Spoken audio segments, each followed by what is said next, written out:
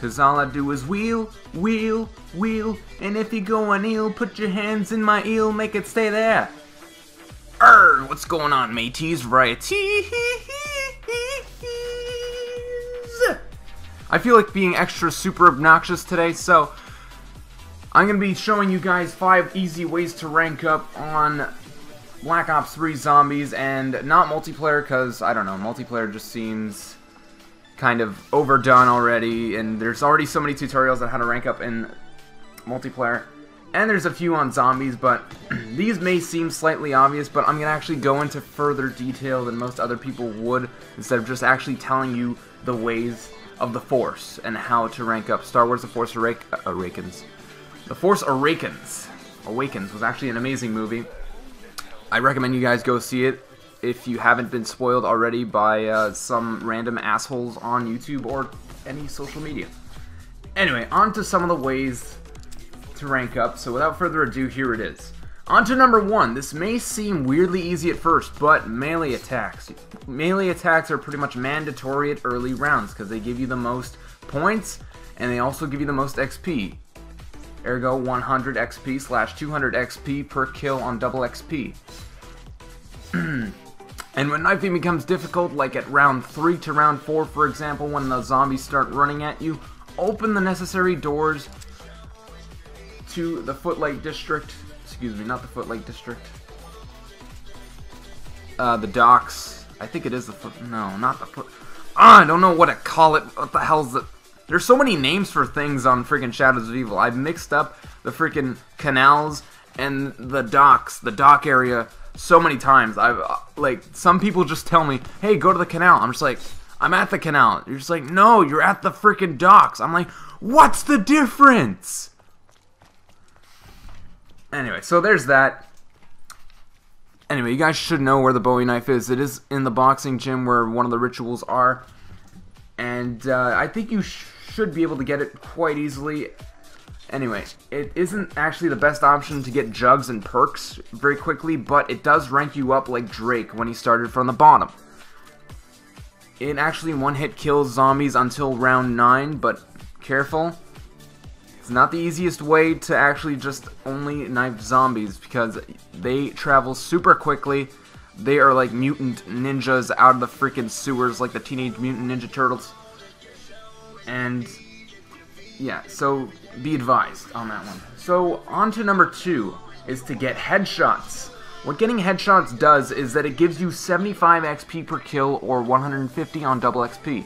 That also seems obvious, but what it actually does, not only does it get you 50% more XP than just a regular body shot, but it also helps you give you I can't say anything.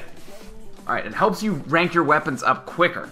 So let's say you're using the Haymaker and you get 100 headshots. That's going to rank you up twice as fast as any other body shot. It's going to rank you up twice as quick than getting 400 actual kills, which takes more effort.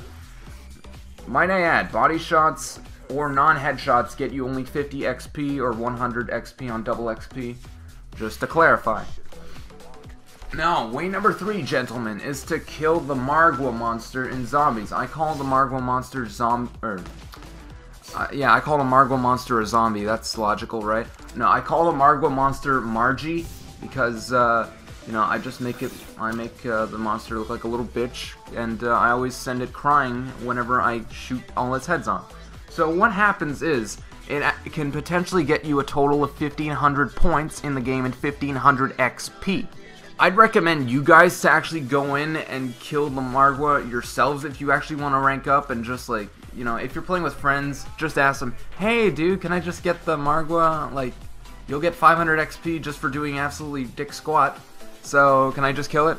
They'll be like, yeah, sure, whatever. I mean, I'm always like that, so I wouldn't see why none of you guys as friends would be like that. So, it gets you 500 XP per head it takes off. You take off. So, just be careful. Try to keep your distance. Try to purchase an AR. I wouldn't recommend the Vesper for killing the Margwa monster. I'd recommend the KN-44 because, You know, Margie does run fairly quickly. He does run like a little bitch, but you know what? We're gonna freaking take him down. More people who use the KN-44 or just any assault rifle or LMG, the better. So there's an easy 1500 XP for you.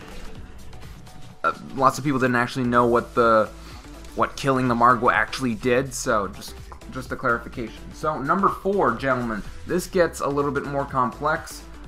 I mean, it's not really that complex, but it's to open doors and to revive teammates. In this gameplay, I don't have any teammates to revive because I have no friends and I'm a ginormous loner. But yeah. Anyway, each door / revive gets you 250 / 500 XP on double XP. That can add up very quickly, potentially, judging by how many doors there are in the entire map. So what I would recommend you do is actually play solo if you have nobody online at the moment. Like, if you're just like playing multiplayer and you have no friends online, I'd recommend you get off that, just play zombies. It's like, it's gonna be so much easier, plus your win-loss ratio is gonna go to crap if you play solo anyway, because of all the 6-man parties and just parties in general. They match all the solo players up really badly, and it's never fun playing solo, so just head on down, play Shadows of Evil or the Giant. I mean, this method can, these 5 ways, I'm just clarifying, these 5 ways are basically strictly for Shadows of Evil. If you don't have the Giant, these will work very well on you guys, because whoever has the Giant, please don't ignore these ways, but ignore the Shadows of Evil aspect. Don't just go to Shadows of Evil if you have the Giant map, because the Giant ranks you up faster than any other map, and there's only one other map, so process of elimination, the Giant is the way to go. But that's a different story.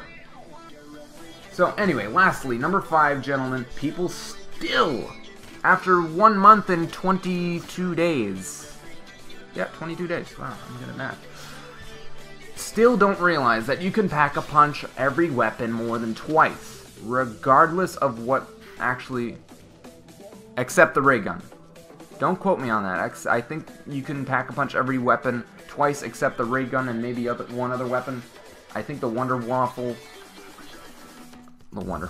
I always call it the Wonder Waffle even though that's not how it's pronounced. Anyway, the Wonder Waffle is shit.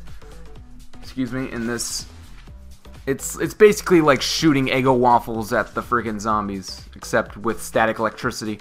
It's terrible compared to World at War. But anyway, I'm getting off topic here. Which, with each additional pack-a-punch, gets you a perk or an attachment, whatever you want to call it, with your gun. They are actually very useful. 2 of the 4 I think are the most useful, but the other 2 can be useful depending on the situation or the scenario. They can either be turned, Deadwire, Thunderwall, or Blast Furnace. There are only 2 of these 4 that give you XP per kill. I'm going to go over the 4. Turn.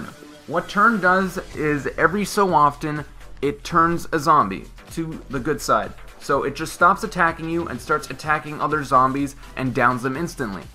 The reason why this is good is because it actually saves you a lot of ammo. The reason why this is bad, however, is if there's a last zombie and you want to save it because you want to get perks or something, you cannot do that because this zombie does not care. This zombie is like freaking Britney Spears at a craft services table. He just won't stop. Anyway, next, on to Deadwire. Deadwire is actually pretty good even though it's fairly underestimated. What Deadwire does, it electrocutes nearby zombies. It can get up to it can range from 1 until like 3 or 4. Doesn't take out many, but it does activate very frequently. Do not shoot at the head because headshots do not work with Deadwire, so just be careful on that. Would I recommend Deadwire more than any of the other ones? Heck no, but it's better than Turn, that's for sure. Now on to Thunderwall. What Thunderwall does is it creates a ginormous barrier that occurs every so often, I'd say maybe once or twice per mag, and if you have a train, it will kill literally like half your train almost. It's actually really powerful, but the cons for this is it doesn't get you kills, it doesn't count as points for you, and it doesn't get you any XP, which is kind of a bummer because You know, usually when you kill a whole ton of zombies, you kind of like to, you know, get some points with that, get a bit of reward. So instead of spending all that money, I just get, you know, the points for killing him normally and just having a big boom and nothing happen. Now, last but certainly not least, well, actually, I'll just go out and say it, the best is Blast Furnace. Blast Furnace can potentially kill up to 60 zombies per use. I'm sorry for my throat. I think I'm catching a bit of a cold, but anyway, I'm going to muscle through this here. So it can actually kill up to 60 zombies per use. It actually goes the best. I'm telling you guys from experience, the best with shotguns. Literally, reload your mag, shoot once. Okay, hang on. I'm just going to clarify. Shoot once. I guarantee you, if it doesn't go off, it's probably going to go off the second shot. Shoot once or twice at your train, and every single one of them would die. Reload, wait a little while, shoot once or twice, almost guarantee you it'll go off.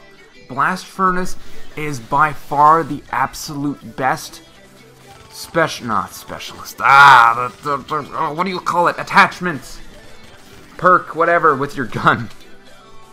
See, I'm so bad at this now. I'm not in the groove of things anymore. But yeah, Blast Furnace gets you 50 XP, but it's better than nothing. It doesn't get you XP for like headshots because it does light them all on fire. But it's amazing in terms of saving your ammo and getting you XP and ranking you up really quickly. So those are the 5 ways of ranking up your guns, gentlemen. I hope you guys enjoyed, and I'll see you guys on the next video, my fellow Nigerians. Peace, and don't forget, hold the mayonnaise!